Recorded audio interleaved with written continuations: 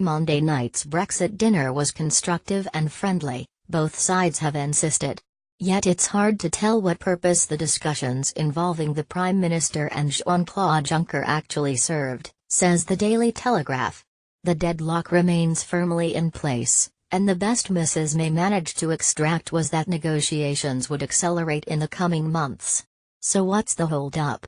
The answer lies with Brussels, says the Telegraph, which argues that citizens' rights could be sorted out tomorrow if the EU wanted to move things on. The sequencing of talks, which gives the EU the justification to delay trade talks until firm agreement is made on Britain's Brexit divorce bill, is another blockage, says the Telegraph.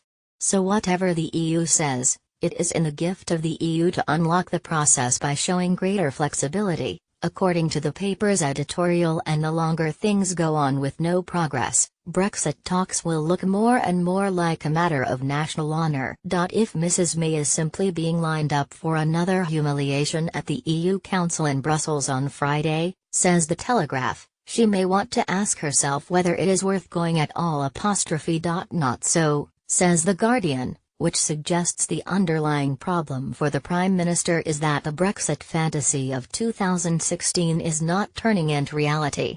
The truth is, according to the paper's editorial, that the impact of Brexit on jobs, living standards and the economy is proving much more severe than the government warned people it would be.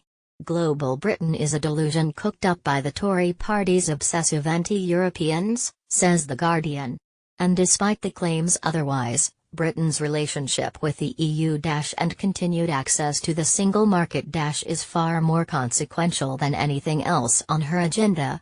The economic skies are darkening, says the paper, making a good deal even more vital, and the pretense that no deal is an acceptable outcome would be laughable if it were not so tragic, according to the paper. The answer is for Theresa May to follow the advice of the OECD and lead Britain into the closest economic relationship possible with the EU. The alternative would be politically terminal for the embattled PM, concludes The Guardian.